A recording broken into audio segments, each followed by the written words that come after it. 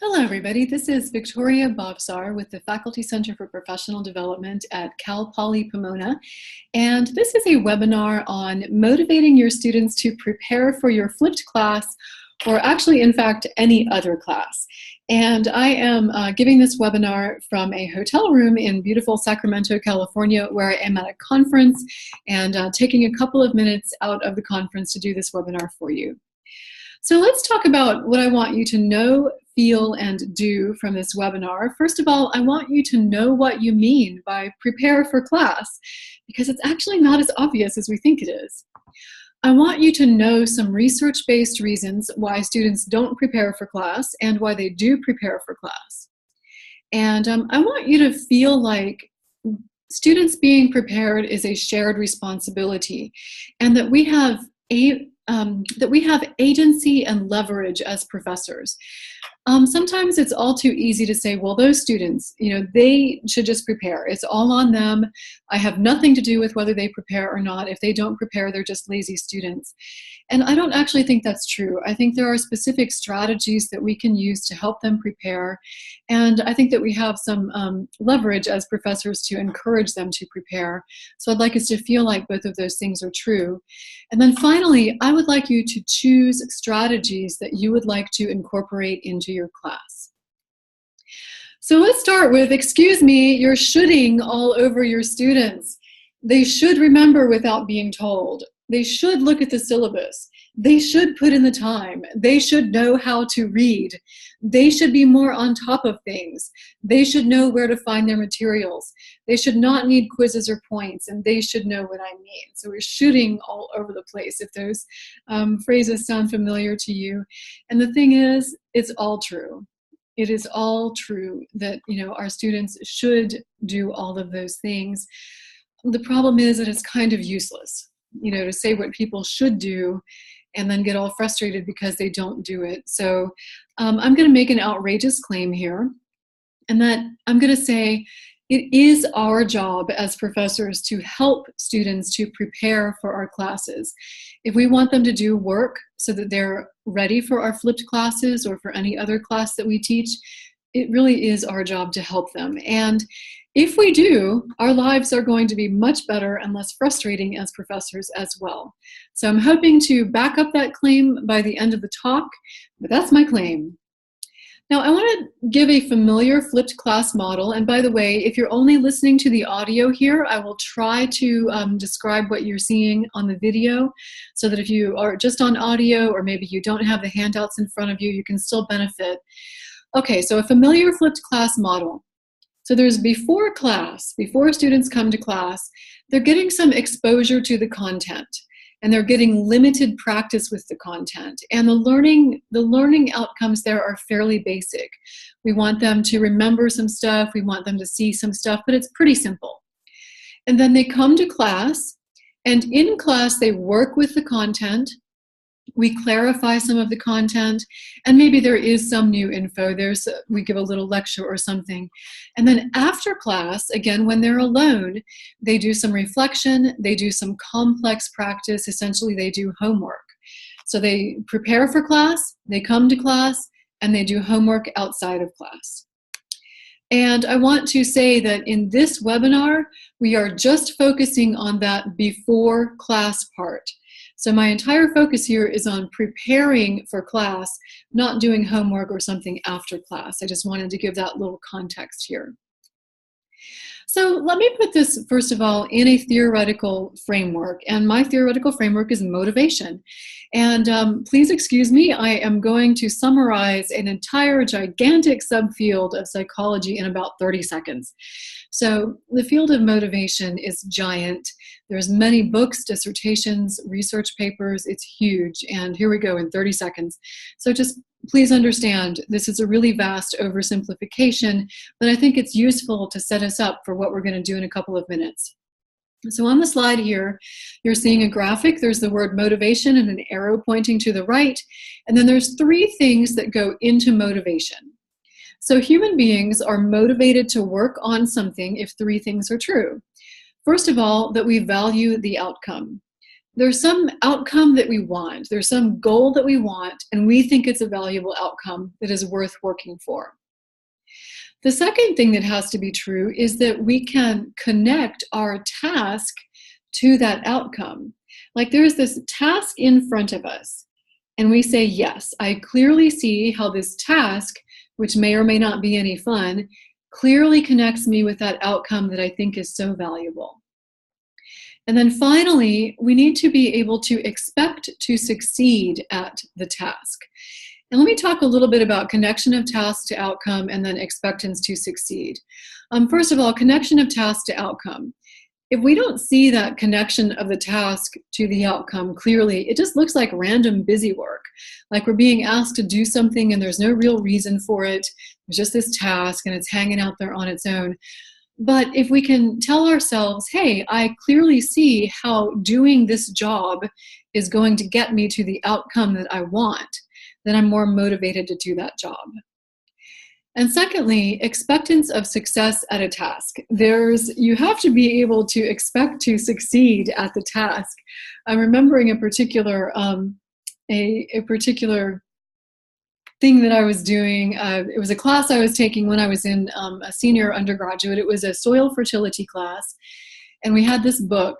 And I diligently tried to read that book. Swear to goodness, I tried every week to read the reading assignments, but I would fall asleep. The book was so boring that I would open the book and I would begin to read and I would fall asleep and wake up and I couldn't do that. I hadn't done the reading because, I fell asleep.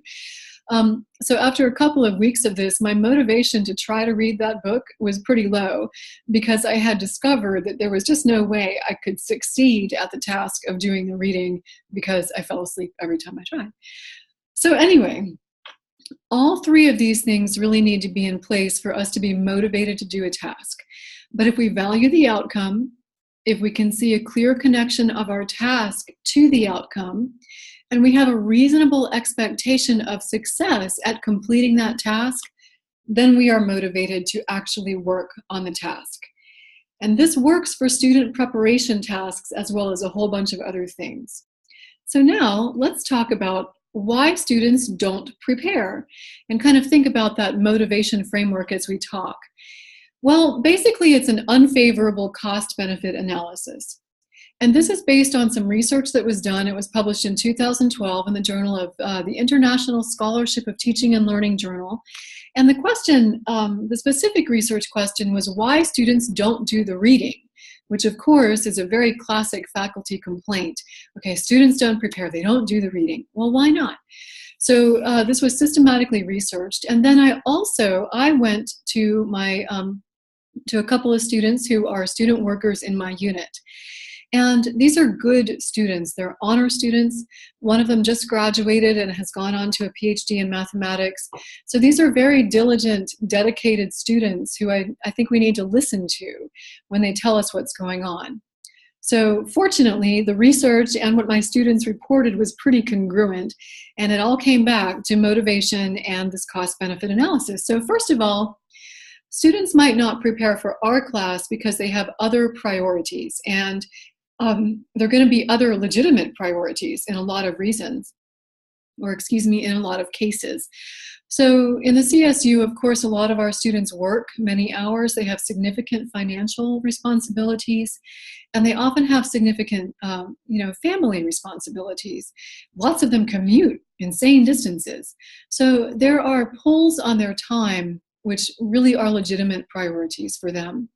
Now, of course, there can be non-legitimate priorities that pretty much everyone would agree that spending way too much time on Facebook or way too much time on online gaming or whatever, not terribly legitimate priorities, but still, students can sometimes make unwise decisions. In any case, they've got other stuff going on, and it seems more important at the time than our class. A second reason why students don't prepare for our classes is that there's often, a weak link between doing that preparatory work and doing well in the class. They just, if they prepare, if they don't prepare, it doesn't seem to make a difference. They get the same grade regardless, so why bother to prepare? Thirdly, there's no justification for why the prep activities are chosen. They don't understand why they're being asked to do what they're asked to do. And this number 3, no justification, and number 2, the weak link between prepping and doing well, those two things kind of work together, and students really experience it as busy work in that case. Why am I bothering to do this? Does it make a difference? And I don't understand, it's busy work. Fourth, this is a big one actually, in a cost-benefit analysis, they believe that important course content will be covered in class anyway, and so it doesn't cost them enough not to prepare. And I know that we've all had this experience. We kind of walk into class and we say, okay, who did the reading? And like 2 people raise their hands sheepishly, and we say, okay, let me give a 10-minute lecture to summarize the important parts of the reading so that we can go on with what I wanted to do in class today.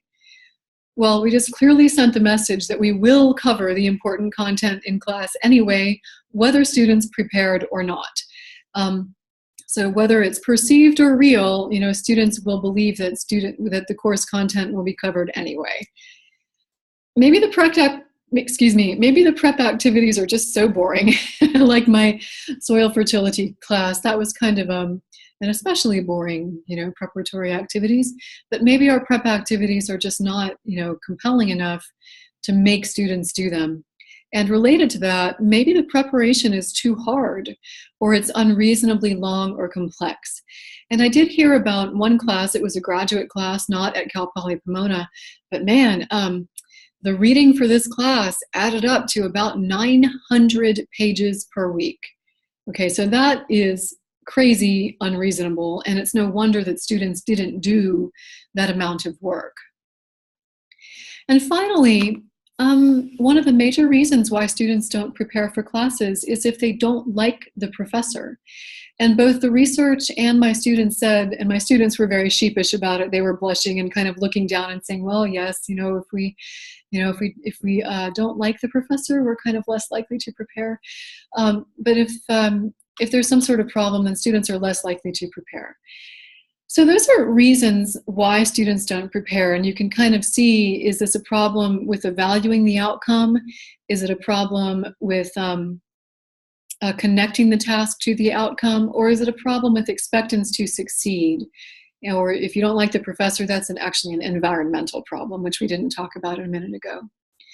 So I want to kind of fess up, I'm a fully fledged professional myself, and I don't always prepare for what I'm supposed to be doing. So sometimes in meetings, sometimes I don't prepare for meetings. I know, hard to believe, but I sometimes don't. And these are my reasons. Someone else was in charge, so there was no responsibility placed on me to prepare. I didn't manage my time wisely. The preparation time was not on my calendar. The direction for preparation was not clear. The materials weren't easy to access, and anyway, there were 500 pages across 50 folders to read. And that was actually true. That was a meeting that I was asked to prepare for that I didn't prepare for because there were 500 pages across 50 folders to read. Sometimes, occasionally, I didn't care about the meeting.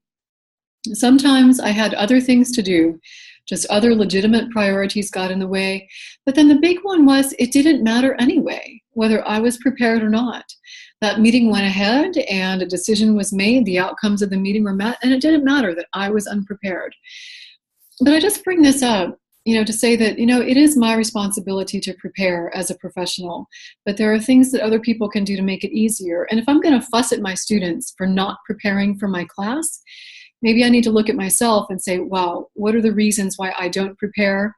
And what would I like to have happen in order for me to prepare better? So anyway, I'm just kind of set it up that, yeah, we do have agency and leverage as faculty to ask our students to prepare. And there are strategies that we can use that help them. So then we kind of turn around, here's the converse, why students do prepare for some classes. And essentially, it is a favorable cost-benefit analysis that plays on those 3 prongs of motivation that we talked about. And first of all, there is an overall respect for the professor and enjoyment of the class. Students are much more likely to, excuse me for bumping the computer. Students are way more likely to prepare for our class if they perceive that we, the professor, has their best interests in mind, and that we've gone to a lot of effort to make the class a good experience, that it's well organized, it's well implemented, it is a good class that they enjoy. So it's really worth our while to use lots of strategies to have that rapport with our students and to give them a good class. Secondly, whoops, excuse me, I'm having a little issue here with my PowerPoint. Whoops. Okay, so several things popped up at once. So students will also prepare for class a little bit more if there are clearly articulated benefits and goals for each prep assignment. So they know why they are doing what they are supposed to be doing. Why are they benefiting from it? And then they're more likely to prepare if there's obvious incorporation of prep work into class activities and or graded work. So those two things together, the clearly articulated benefits and the obvious incorporation of the prep work into the classwork, those take care of the busy work question. There is a point and a purpose to preparing for class, and then students are way more motivated to do it. Number 4, why students prepare for class. There's no compensation for unpreparedness. And I know, I did hear that, I honest to goodness heard this happened one time. There was a professor at Cal Poly Pomona who walked into class and like 2 students had done the reading and he said, you get A's for today, everybody else gets zeros for today, and he walked out. So that takes a lot of nerve, and it's probably the nuclear option. But if we can come up with a design for our in-class work that provides no compensation for unpreparedness, and we stick with it, and we stick to our guns, then students are more likely to prepare because the cost-benefit analysis tips in favor of actually preparing in that case. Students are much more likely to prepare.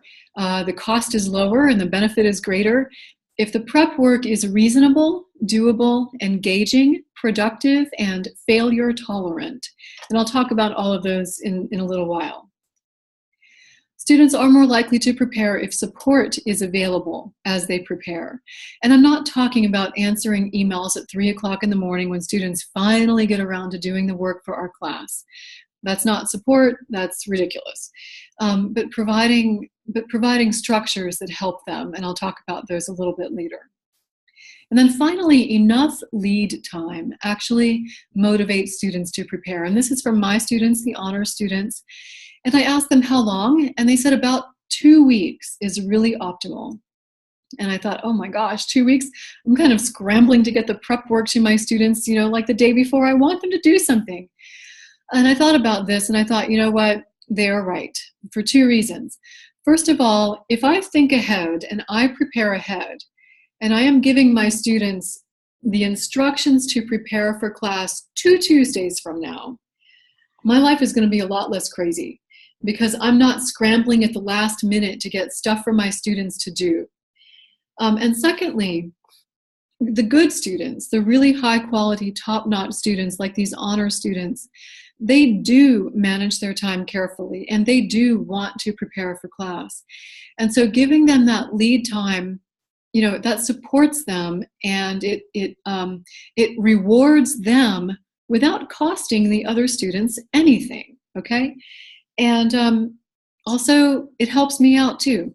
So it's kind of a win-win situation if we can give our students the instructions to prepare a good couple of weeks ahead of time.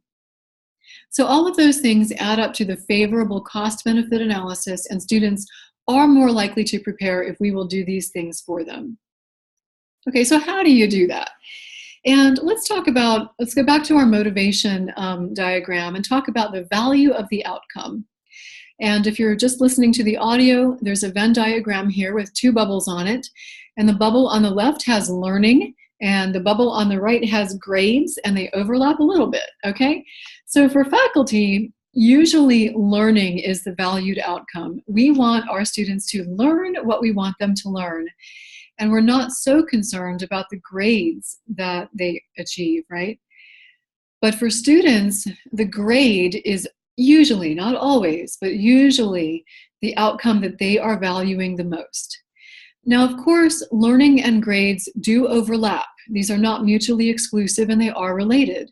So we do, professors definitely, we do want our students to make good grades because they have learned the material.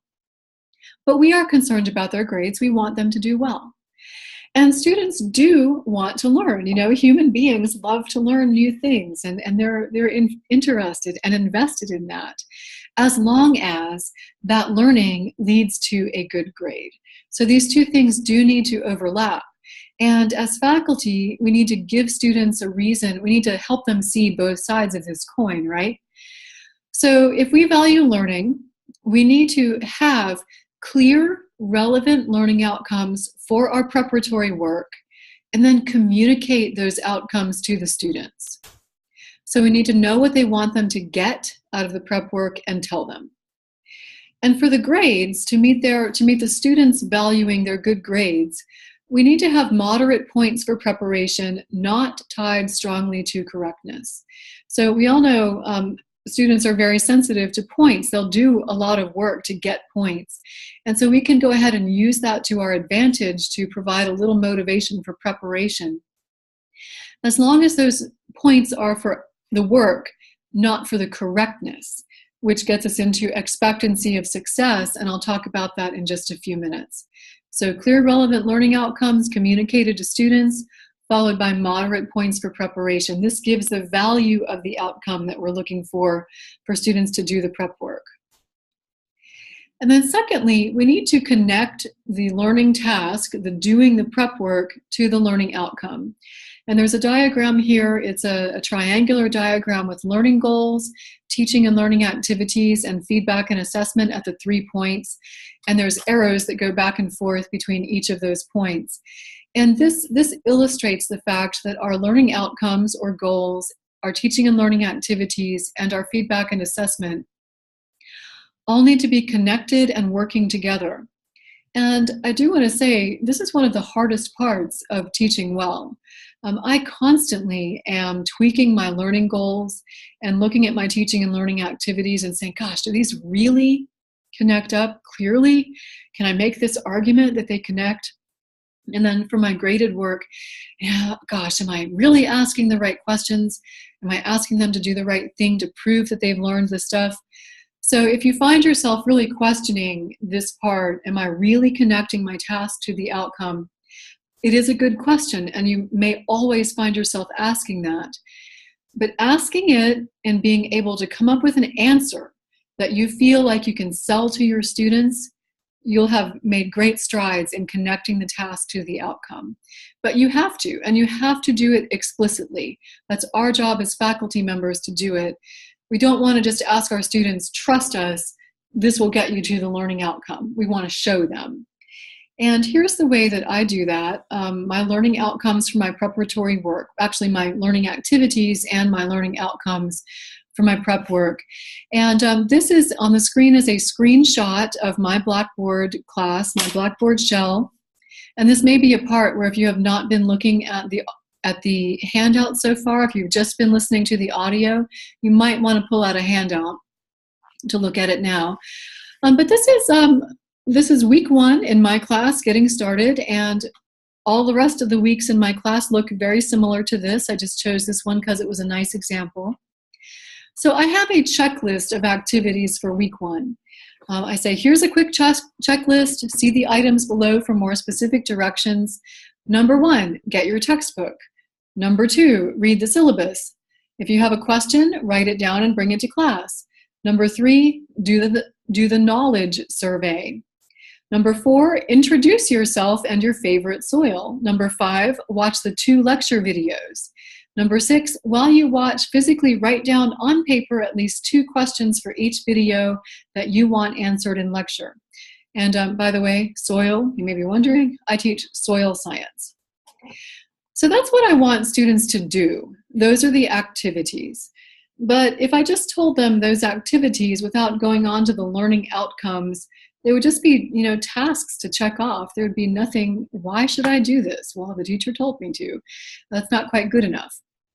So what I actually do below the checklist for what to do is I tell them what I want them to get out of the prep work. So learning outcomes, in other words, what I want you to get out of this prep work, and I say it in so many words.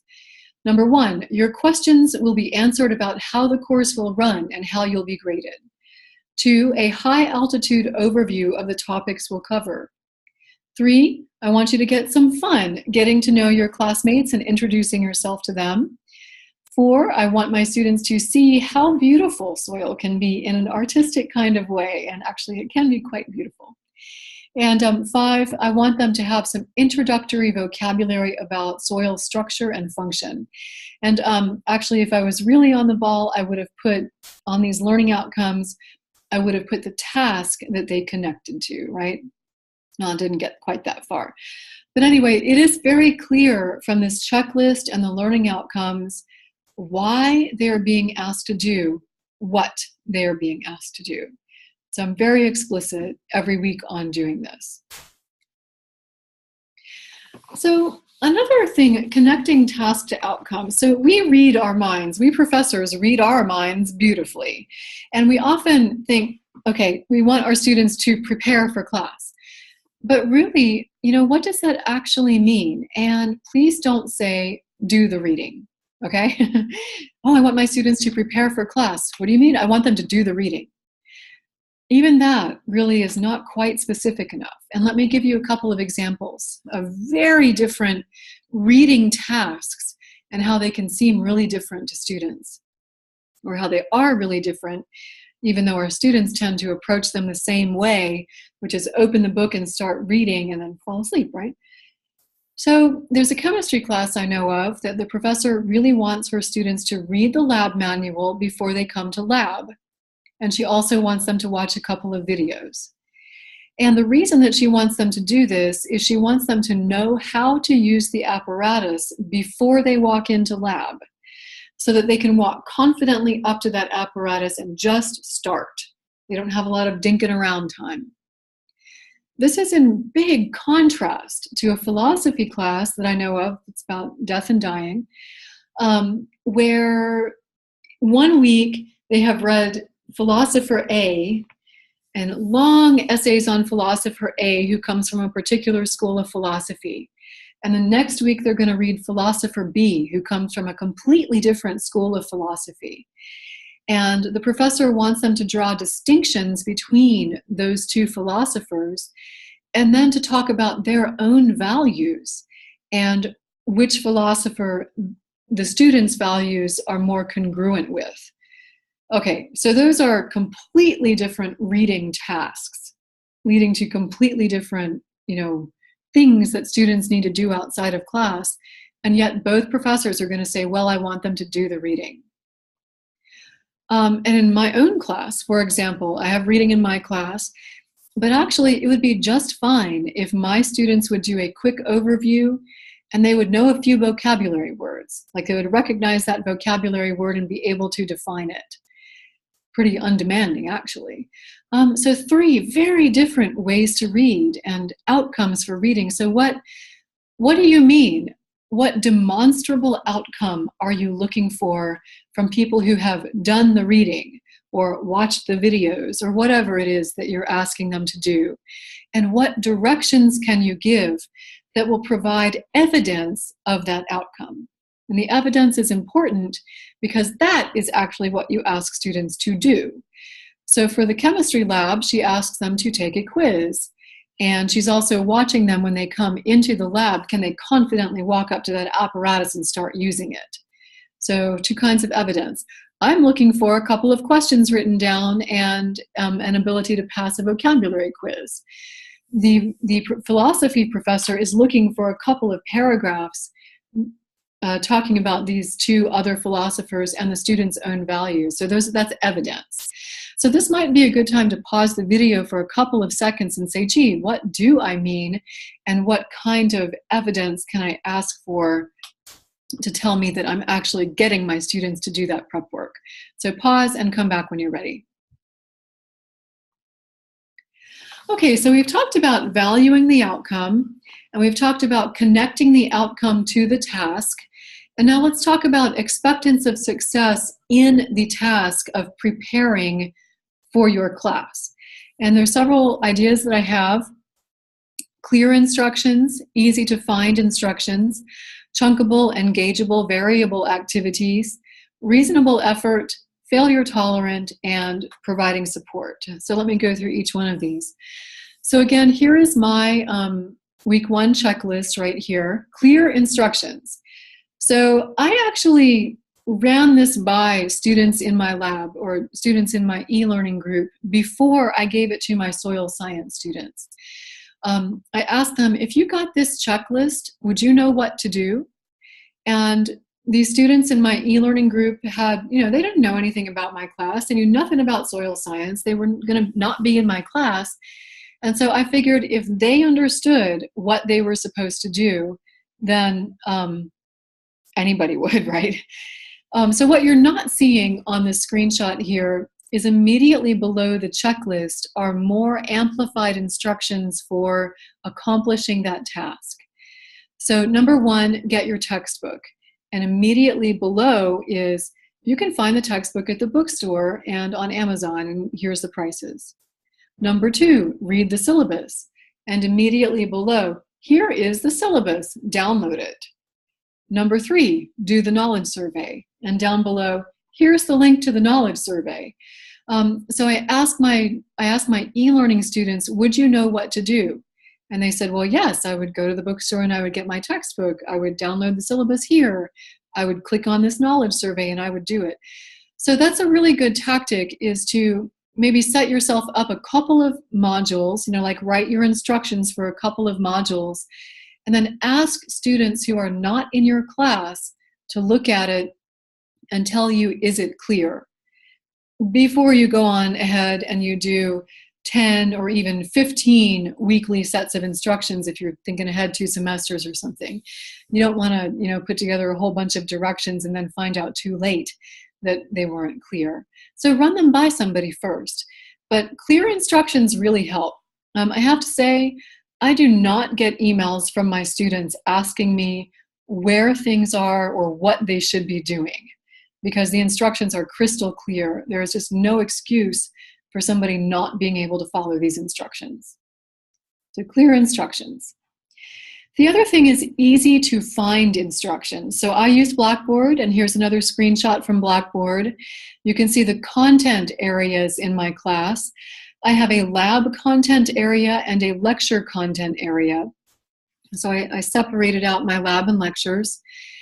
And this is the lab content, just because it looked better on the screen here for this workshop. So you can see week 1, no lab, Cesar Chavez Day, yay. Week 2, there's a folder for physical properties. Week 3, there's a folder for soil morphology in the field. Week 4, there's a folder for physical properties, part 2. And this, of course, goes on for the rest of the quarter, or if I was doing semesters, it would go on for the rest of the semester, just like this. And I'm extremely consistent about putting my stuff in folders, having them in strict order, always putting them in the same content area in Blackboard. And again, I ran this through my students who are not taking my class to say, okay, if you wanted to find instructions for preparing for the lab, where would you go? And they looked at my Blackboard menu and they said, well, I think we would go to lab content. And I was like, yay, yay.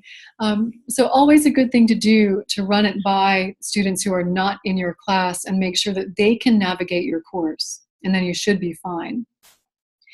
But also just be extremely consistent. Now you may be thinking at this point, I am totally spoon feeding. If I do this, Victoria, I am so spoon feeding my students. In the real world, there are not going to be clear instructions and they're not going to be easy to find. And you know what, that may be true. But a couple of things. First of all, we do want our students to navigate the real world, but I think we want to help them figure out our class first. And if our goal is to get them to prepare for our class, this is how to do it, right?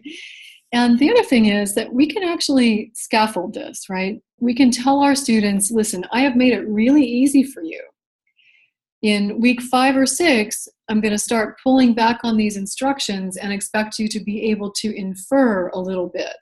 Not completely, but a little bit, and then kind of move on maybe by the time week 10 or week 15 in a semester, they can look at some vague directions and make their own checklist. But we definitely don't want to start that way. And we don't want to start that way, especially if our students are fairly young learners, which I'm kind of assuming a lot of them are in this webinar. So anyway, easy to follow instructions, easy to find instructions. Those will really help your students be motivated to prepare for your class because they expect if they follow these instructions, they'll be doing what you want.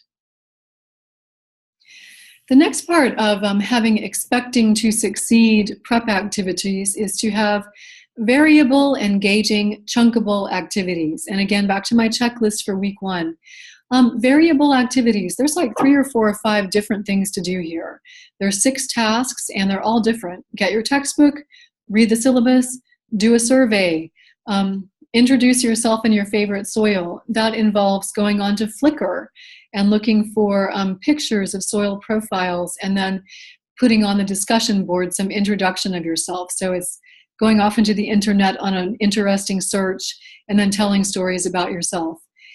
I ask them to watch videos and I ask them to write stuff down. So it's very variable and I hope it's engaging. I mean, yeah, it's probably not as engaging as playing sports or something, but hey, this is a class. I've asked them to turn their brains on and do different things.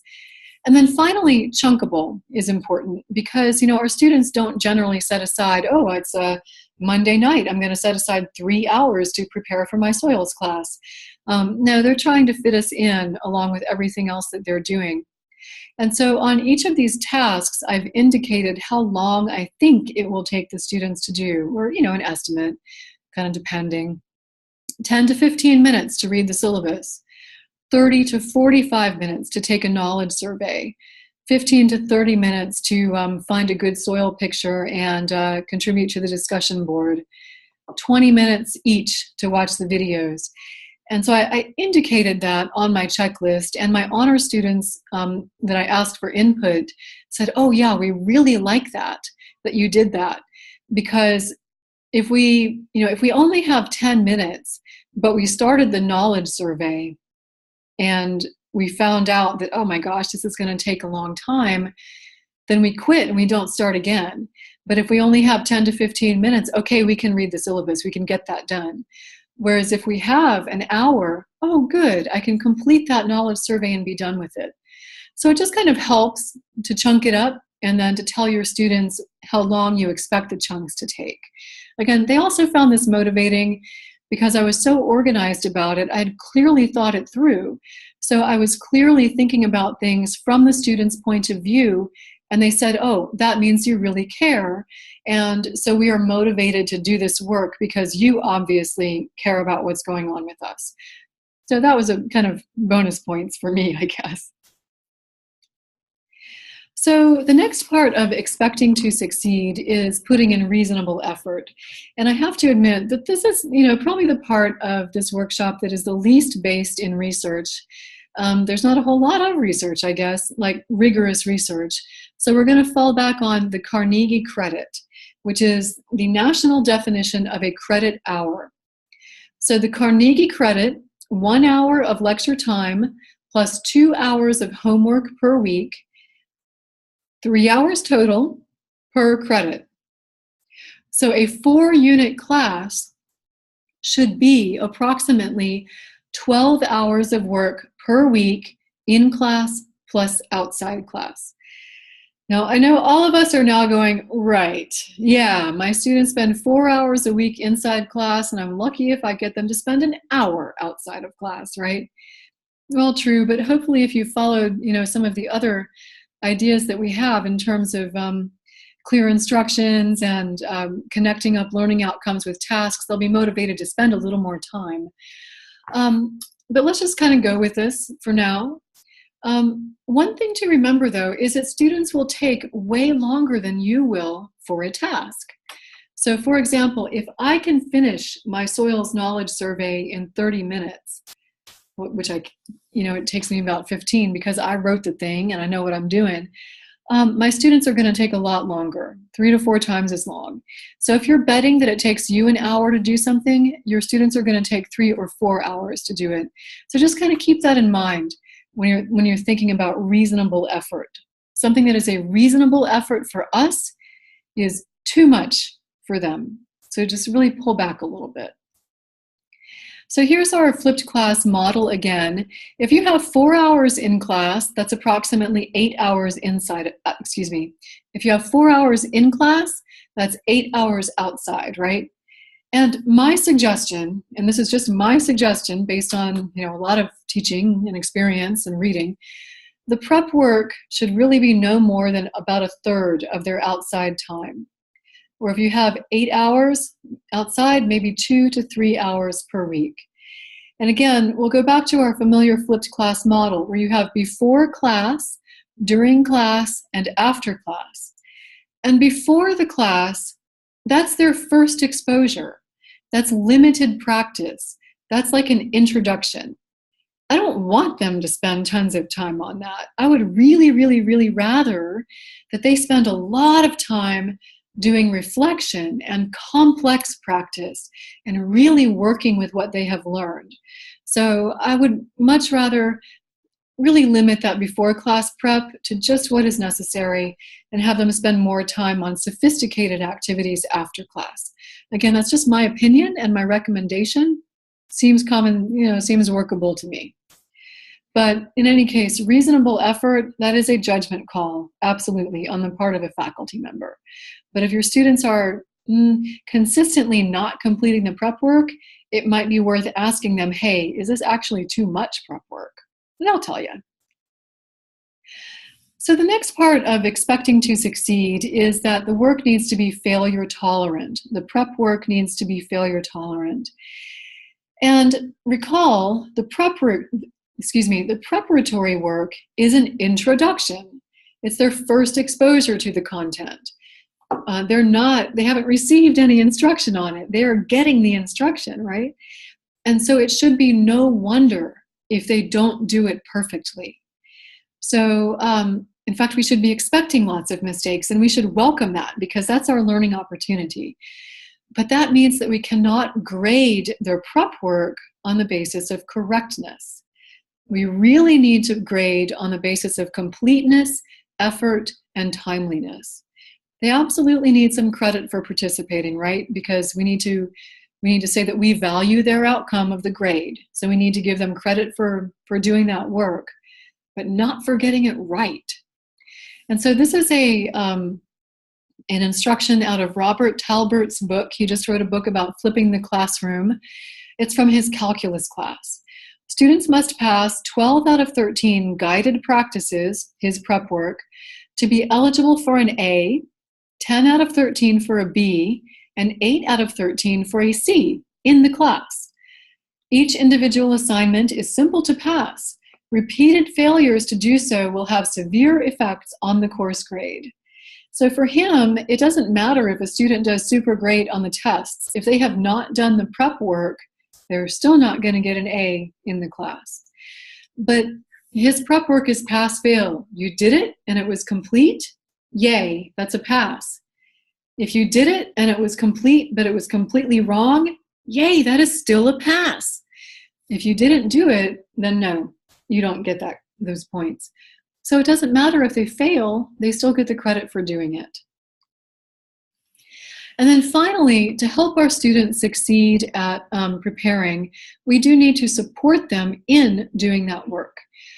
Reminders of due dates are always helpful. So don't forget, you have a guided practice or you have a prep work due on Tuesday in preparation for class on Wednesday. Now this really may seem like, oh, come on, really? I should not have to remind them. Maybe, but there was research recently published that showed that when we remind students of what's going on in our class, they see us as more competent disciplinary experts. So if you remind them that they have due dates coming up, if you remind them that there is prep work, they see you as a better engineer or a better nutritionist or a better art professor or whatever it is that you are. I know that seems strange, but the more we help them stay organized, the more competent we are as professors. They see us as more competent, they trust us more. Actually, I think that's pretty cool because it's an easy way to buy. It's an easy way and legitimate way to get their good opinion. And we know that if they respect us, if they like us, then they're more motivated to do the prep work. So just remind them what's going on, help them stay organized. Giving study and reading guides helps them to complete our work. So in my class, I mentioned that it's enough for me if they skim the chapter and they have some vocabulary words. Well, I really need to give them those vocabulary words because there's a lot of vocabulary in my classes, and if I want them to focus on a particular thing, I need to be upfront about that and give them that guide. Now, of course, when students see study and reading guides, they usually want to know exactly what's on the exam. That's not what I'm talking about here. I'm talking about directions and guidance to complete the prep work. So what should they be focusing on as they do a gigantic reading assignment, for example? Or if there's a longish video, are there parts of it that they need to hone in on? This can take different formats. Maybe you provide like a skeleton of reading notes or something like that, or you provide a list of questions that they should be looking to answer as they go through the prep work. Something to guide them through is really helpful. Being available for help during our office hours can be very important in supporting them to complete our work. Now, this can take different forms too, but being consistently at your office hours. But you might want to have, for example, an asynchronous evening office hour. You could use a platform like Zoom, which I'm using to record this session. That's also a synchronous video conference thing that you can use. And just kind of being there to answer a few questions. Again, I do not mean answering students' last-second emails when they're finally getting around to doing this and realizing they don't know what they're doing. If you have given the kinds of directions that we've talked about and you've had clarity and you've talked to them and you've sent reminders, you are off the hook for answering emails at unreasonable times. And actually, students will understand that. They're just pushing the envelope to see if they can make you do it. Don't. Instead, be available during your office hours and at other reasonable times. And finally, helping students manage their workload. So this again seems like something we shouldn't maybe be doing for them, but especially if we're dealing with young students, or if we are helping our students through the quarter to semester transition. Wow, this can be a place where we can really help them out for very little cost to us. So I said that students don't usually set aside, like, okay, 2 complete or 3 complete hours to do Dr. Bhavsar's prep work for her soil science class. But if you know that you are going to be asking your students to do 2 or 3 hours of prep work in a week, maybe it's actually worth asking them to pull out their calendars and say, hey, look at your week. Where can you fit in a couple of hours for this class? Helping them manage their workload. And again, that's going to be especially important, I think, as we transition to semesters at Cal Poly Pomona, when it's a very different rhythm, and students are kind of going to be fooled into thinking, oh, the semester, it's so long. I don't have to do things in a timely fashion. Whereas a quarter, everybody knows it's a sprint, and so we all kind of stay up with stuff. A semester is going to need a little more support in actually planning because it's both longer and more relaxed. So here are some ways that you can support your students to actually complete your prep work and help them to expect to succeed at that task. So let's revisit our know, feel, and do. So at the end of this, I was hoping that you would know what you mean by preparing for class. So let's get some clarity on that. I wanted you to have some research-based reasons why students don't prepare for class and do prepare for class. So kind of think back, do any of those ring true to you and your experience? I wanted us to feel like students being prepared is a shared responsibility and that we have agency and leverage as the professor, that we have a responsibility to our students to help them prepare and that we can insist and hold them accountable for preparing. And then finally, choose some strategies that you want to incorporate in your class. So as we're winding down this video, you may want to pause for a second and come back, or just after you stop, kind of go back and review and think, oh, what would work for you? So thanks for your time. Hope this has been helpful. I would appreciate any comments you have about it. And again, Victoria Bhavsar, Cal Poly Pomona, and have a great day. Bye.